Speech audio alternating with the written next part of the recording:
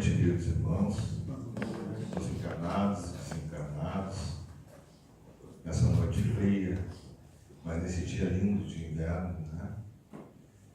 Como a Mari falou, somos todos uns heróis por estarmos aqui. Nós sabemos o que queremos, né? Esperamos dar conta, então, do recado. Nessa semana, nesse mês especial do aniversário da Ovelhinha Valentinha, né? A Adriana, que está à frente, a toda a equipe da casa, que auxilia, que coopera no trabalho da espiritualidade, no auxílio dos irmãozinhos que tanto precisam, né? Fazendo 12 anos. E no sentido de cooperar, o Departamento Doutrinário nos incumbiu hoje de um tema especial do livro Vinha de Luz, que é da psicografia abençoada de Chico Xavier, pelo autor espiritual, o Espírito Emmanuel. Então, é uma passagem da mensagem número 106 desse livro, cujo título é Como Cooperas? Então, o título já é sugestivo do que nós vamos abordar essa noite aqui, no sentido de qual a nossa cooperação, qual a nossa contribuição com a obra divina. E aí no início desse capítulo tem ali uma epígrafe que é extraída de Paulo, do apóstolo Paulo, da primeira carta aos Coríntios, capítulo 2, versículo 12. Nessa passagem diz assim: nós, porém, não recebemos o Espírito do mundo, mas o Espírito que provém de Deus. E aí a gente começa a interpretar, bom, o que será que Paulo queria dizer com o Espírito de Deus e Espírito do mundo, né? Então, é mais ou menos o seguinte, a mensagem, que nós estamos sempre mergulhados nesse nosso mundo, né? No nosso mundo material, no mundo encarnado que nós estamos mergulhados, mas a ideia que Paulo queria passar que tudo pertence a Deus, né? Às vezes, alguns dos nossos irmãos esquecem disso, às vezes nós mesmos, nas nossas atribuições do dia a dia, na busca pelo pão, na busca pelo emprego, na busca pela saúde, nos perdemos um pouco, esquecemos o sentido da nossa existência e esquecemos que tudo pertence a Deus. Então, quando Paulo falava do Espírito de Deus, ele falava disso, né? Desse nosso grande Pai, amoroso, Criador de todo o universo e Criador de todos os seres, né? E que, por misericórdia, nos concedeu a vida para que nós pudéssemos, através das várias experiências, irmos acumulando experiências, atravessando caminhos e crescendo. Só que essa passagem nossa, nessa nossa caminhada, não é uma caminhada muito fácil. Então, o apóstolo Paulo, que antes era o fariseu Saulo, né? Que a gente aprendeu tão bem nesses nossos estudos do livro Paulo Estevão, estávamos comentando antes com a Mariana, esse livro tão belo, tão extenso e tão lindo, cheio de mensagens, cuja figura principal é esse nosso irmão, que era Saulo de Tarso, que era um fariseu convicto, um doutor da lei, severo, né? Sacerdote, e que, no entanto, por força disso e por força dessa crença que ele tinha nas Escrituras de Moisés e da religião à qual ele pertencia, pagou um preço caro, né?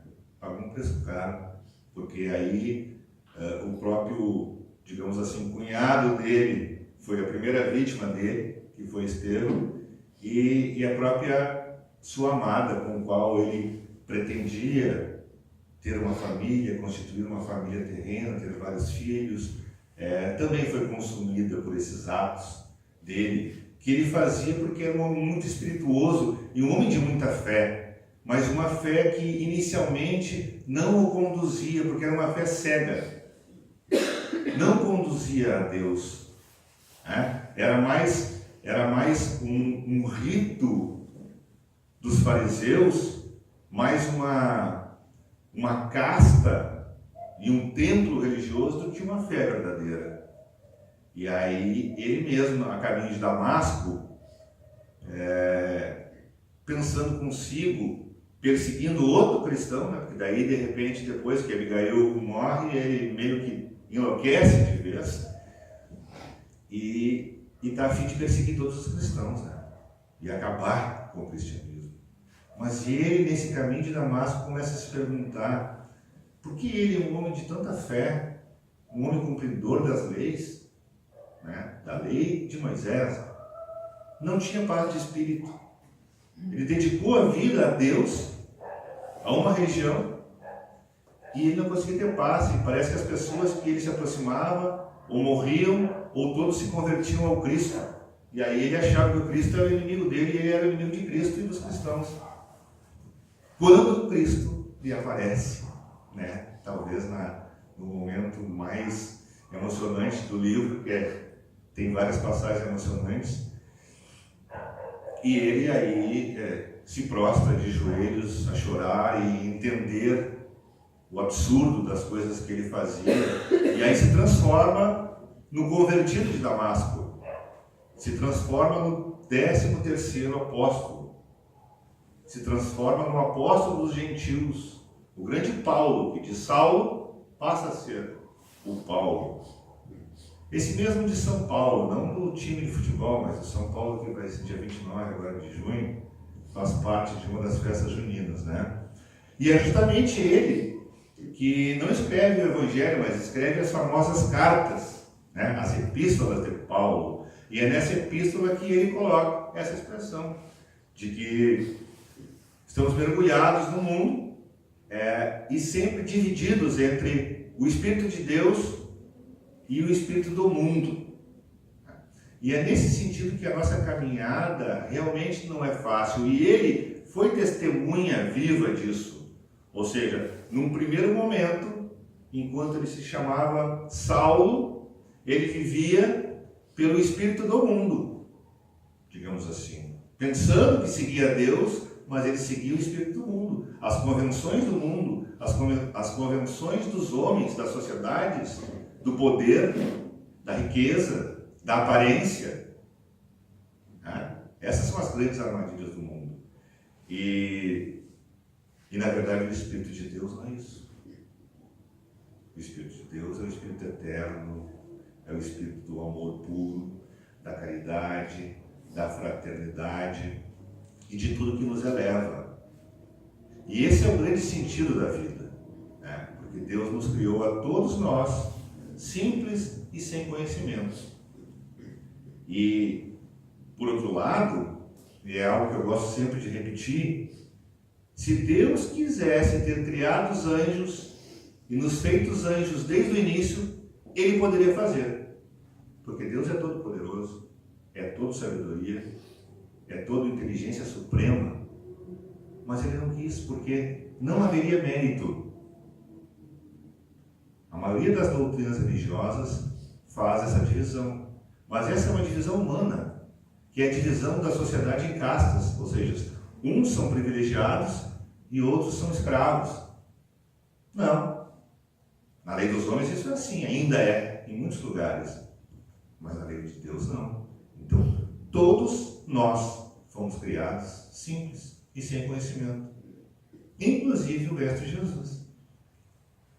Para que, através da nossa caminhada, através das várias existências, e daí só a reencarnação, que é o pilar básico da doutrina espírita, consegue explicar isso. De como é que a gente vai adquirindo experiências, errando, aprendendo, resgatando e seguindo. Porque outra lei é a lei do progresso. Então, são essas divisões que Paulo falava, do espírito do mundo E, acima de tudo, como a gente pode cooperar com a obra divina. Então, eu peço licença para ler um trecho desse capítulo, onde Emmanuel comenta da seguinte forma: lendo a afirmativa de Paulo, reconhecemos que, em todos os tempos, o discípulo sincero do Evangelho é defrontado pelo grande conflito entre as sugestões da região inferior e as inspirações das esferas superiores da vida. Então, irmãos, nós que estamos encarnados, nós que ainda somos imperfeitos, por óbvio que às vezes nos deixamos sucumbir pelas influências da vida, da sociedade, das necessidades, muitas vezes físicas, materiais. Então nós oscilamos.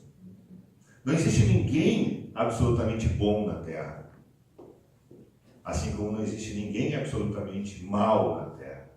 Todos nós temos um componente de imperfeição, e todos nós temos um componente já de perfeição, já de bondade, já de virtudes. Por isso nós oscilamos.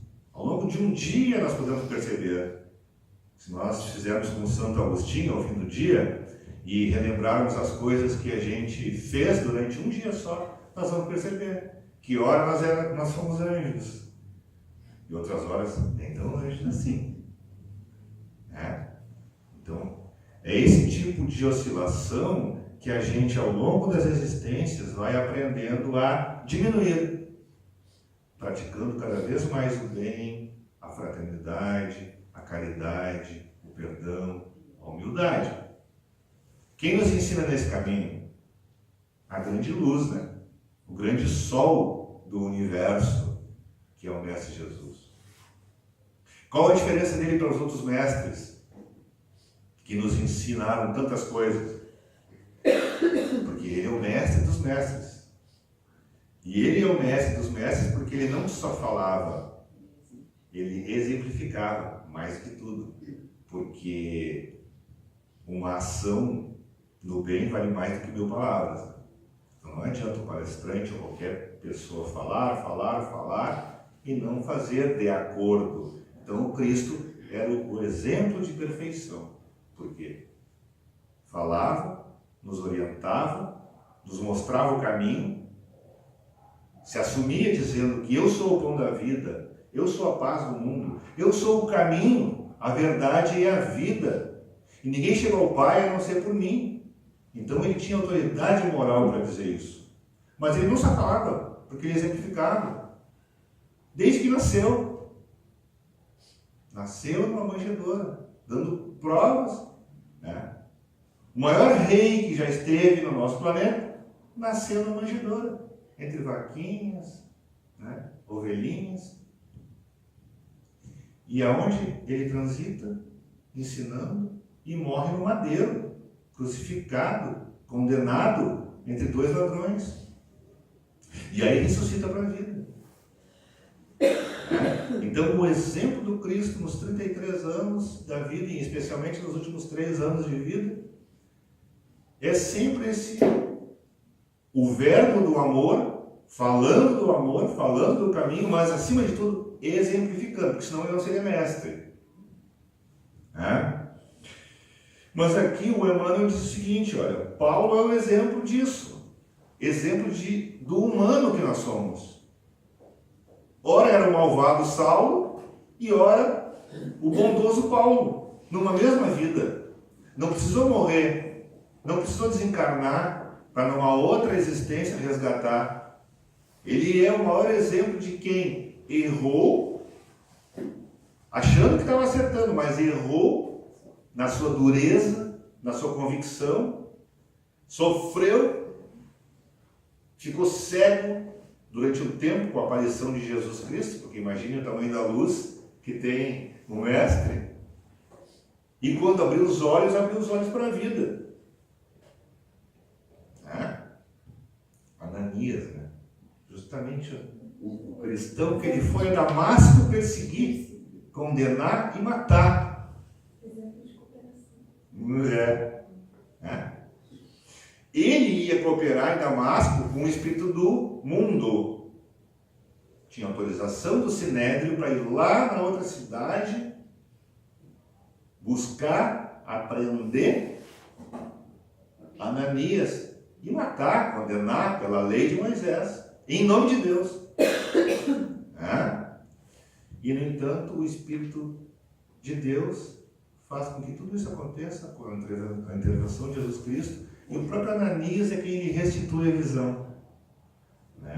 Então, com essa experiência que ele teve, por isso ele se transforma no convertido de Damasco, no 13º apóstolo, e nos deixou tantos ensinamentos.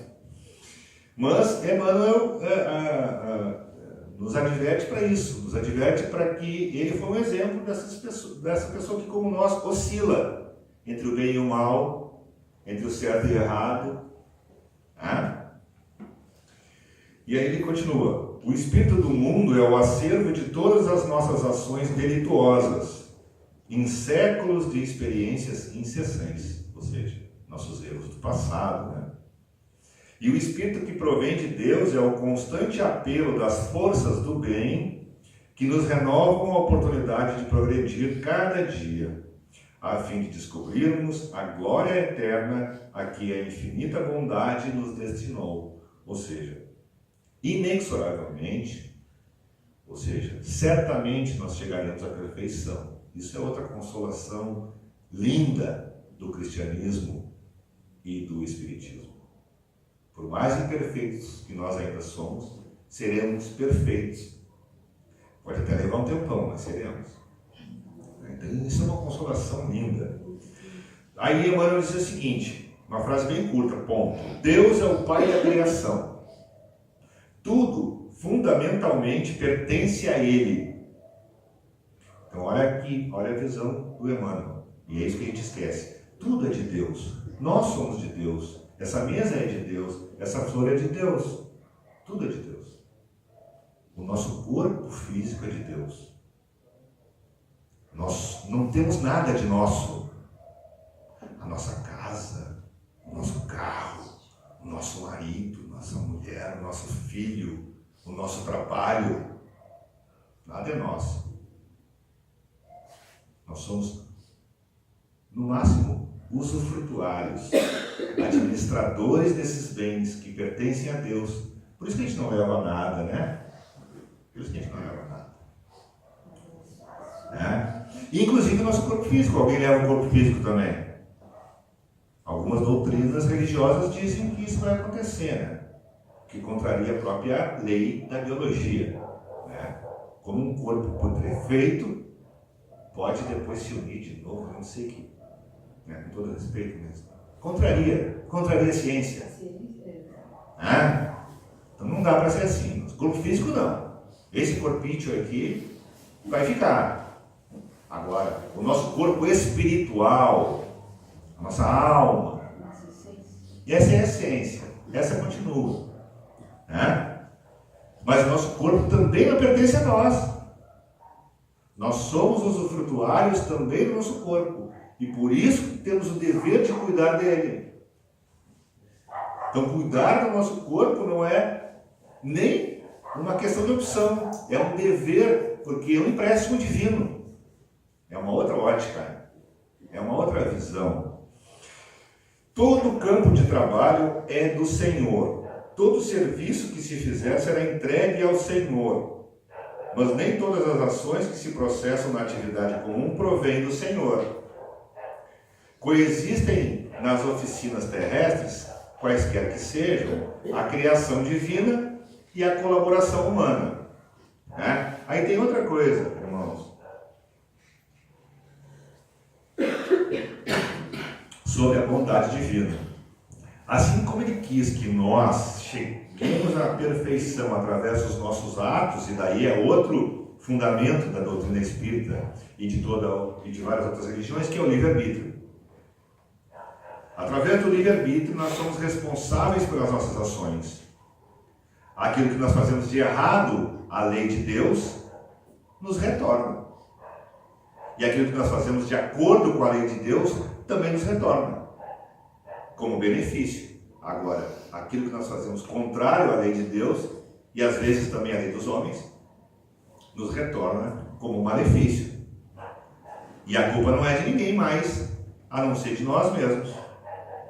Essa é outra grande questão do Espiritismo, que é a noção de responsabilidade. Mas Deus é tão bondoso que, além do livre-arbítrio e de que nós cheguemos lá com as nossas forças, então Deus nunca criou anjo perfeito. Senão ele seria um pai que distingue seus filhos. Uns eu crio já perfeitinho, com arpinha, bonitinho, dançando, duas asinhas, e outro eu crio para passar trabalho. Não. Todo mundo partiu do mesmo ponto. E todo mundo vai chegar lá. Né? Outra coisa, outra mostra da bondade divina e do amor de Deus é a colaboração humana. Ele nos convida a sermos co-criadores do universo. Porque o universo não está terminado.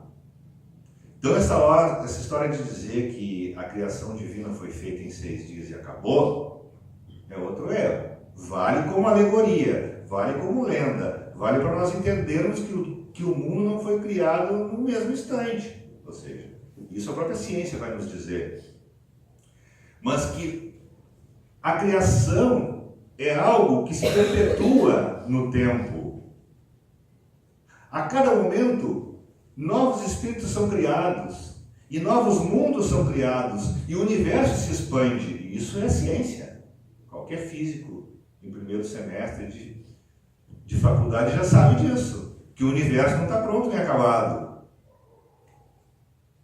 E é aí que Deus nos convidou. Mas então quem cria? É Deus. Sim, mas Ele nos convida a nos ajudar, a que nós ajudemos nessa criação. É a colaboração humana. Como que a gente colabora? Nas pequenas coisas. Nas pequenas coisas. Porque os Espíritos respondem. Onde está escrito então a lei de Deus? Na consciência. Na consciência. Cada um tem a sua cachola para pensar. Isso é o livre-arbítrio. Mas se a gente bater aqui, o tico-teco responde, todo mundo sabe o caminho certo. Mas continuando, nós estamos falando de cooperação. Como é que nós vamos cooperar com Deus? Cooperadores surgem que se valem da mordomia para exercer a dominação cruel, que se aproveitam da inteligência para intensificar a ignorância alheia, ou que estimam a enxada prestimosa não para cultivar o campo, mas para utilizá-la no crime. Ou seja, são aquelas nossos irmãos que foram dotados por Deus de inteligência, de poder, de riqueza, e não usam como deveriam usar o seu talento, né? Usam equivocadamente. Essa é a primeira fala do... Mas depois Emmanuel continua. O cientista, no conforto do laboratório, e o marinheiro rude sob a tempestade estão trabalhando para o Senhor. Entretanto, para a felicidade de cada um, é importante saber como estão trabalhando. Lembremos-nos de que há serviço divino dentro de nós e fora de nós. A favor de nossa própria redenção, é justo indagar se estamos cooperando com o espírito inferior que nos dominava até ontem, ou se já nos afeiçoamos ao Espírito renovador do Eterno Pai. Então, essa é a mensagem. Cada um de nós coopera conforme o talento que tem. O padeiro coopera fazendo pão. Que beleza, né? Imagina se a gente acordasse de manhã cedo e não tivesse um pãozinho quentinho. Tá?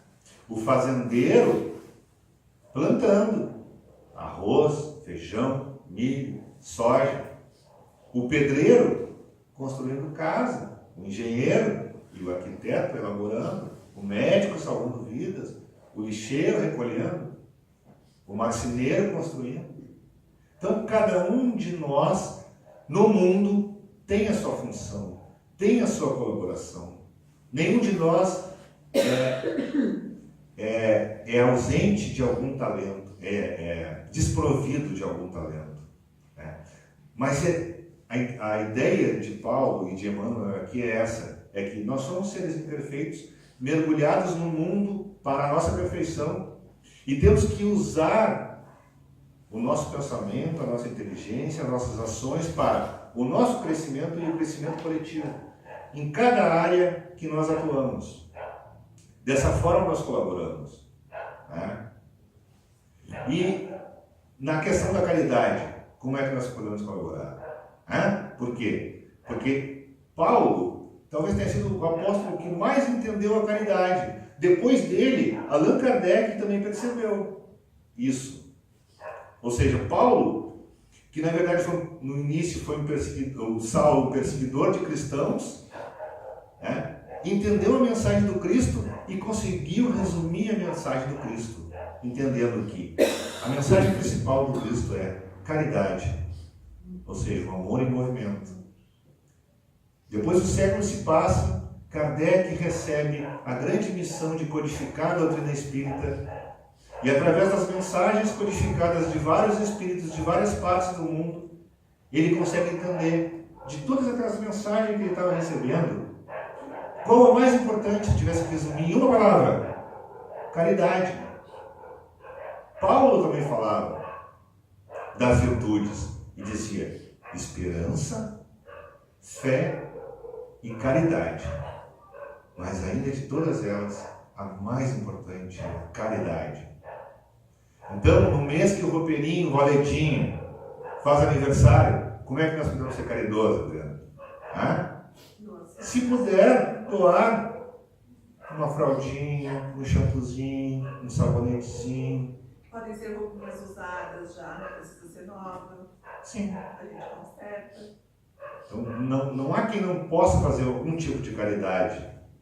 Né? Se não puder fazer a caridade moral, a caridade material, a caridade moral, ou seja, tratar os outros com educação, com amorosidade, com fraternidade, ouvir os outros, aconselhar os outros, né?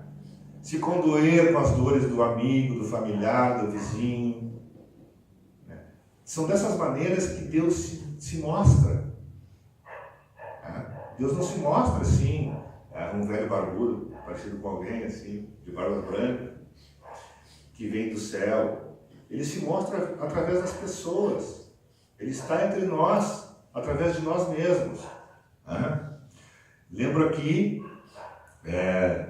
daquela historinha do colibri, né? Que já foi muito utilizada, mas alguns sempre não desconhecem ela. Que é do beija-flor, né? Colibri ou beija-flor é a mesma coisa, uma região. Ele estava pegando fogo na floresta, incendiando a floresta, e o fogo estava tão intenso que os animais estavam fugindo, todos os passarinhos, o tigre, o leão, o elefante. E quando viram um beija-florzinho daquele tamanho, ia lá no laguinho, pegava um pouquinho de água, largava 2, 3 gotinhas de água e voltava. Aí o leão viu ele fazendo aquilo várias vezes e disse: mas o beija-flor, tu tá variando? Tu não tá vendo o fogaréu? Tá todo mundo fugindo? Se tu ficar aí, tu vai acabar sapecado pelo fogo. Ele olhou para o leão e disse: tudo bem, tu tá fugindo, mas eu estou fazendo a minha parte. Ou seja, era 2, 3 gotinhas de água, mas é o que ele podia fazer. E a moral se cada um de nós fizermos a nossa parte, ainda que foi 2, 3 gotinhas, como a do colibri, o mundo era outro. Esse é o convite de Deus, esse é o convite do Cristo, esse é o convite dos Espíritos superiores, né? Que ecoa até nós. Como nós podemos cooperar. Então esse é o título. Como cooperas? E não há ninguém desprovido da capacidade de cooperar.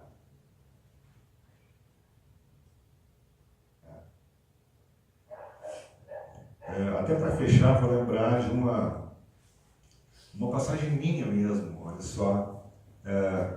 eu sou natural de Santo Antônio da Patrulha, né? E na minha juventude lá, tinha uma senhora que vivia na rua. E ela tinha um filho, que também vivia na rua. Eu acho que o filho vivia na região metropolitana e voltou e vivia numa casa abandonada lá, daqueles casarões antigos que tem lá em Santo Antônio. Mas ele era um guri bem legal, assim, meio maluquinho, porque ele viveu a vida inteira na rua, mas... E aí a gente conversava, nós estávamos conversando com ele, e ele, daqui a pouco ele disse assim, eu perguntei para ele, tu já comeu alguma coisa? Não, hoje eu já comi, inclusive eu tenho mamão, porque na casa que ele morava tinha um pé de mamão. Ele disse assim, quer ir lá comer? Eu tenho mamão, só não tem açúcar. Aquilo assim, eu fiquei emocionadíssimo, lembro até hoje, ou seja, um rapaz de rua, eu perguntei se ele tinha que comer, ele disse que já tinha comido, e que na casa onde ele morava tinha mamão. Ele disse, tu quer comer mamão? Eu só não tenho açúcar. Ele ainda disse assim. Então, se ele pode fazer caridade, por que nós não podemos fazer caridade? Né? Então, sempre tem a oportunidade abençoada de nós fazermos a caridade, seja material, doando alguma coisa, seja moral, que talvez seja mais importante na vida espiritual. Precisamos ter a vontade, né? Vontade de nos melhorar, vontade de cooperar com a obra do Cristo e de Deus. Então encerramos a nossa exposição, agradecidos, muita paz e muita luz a todos. Muito obrigado.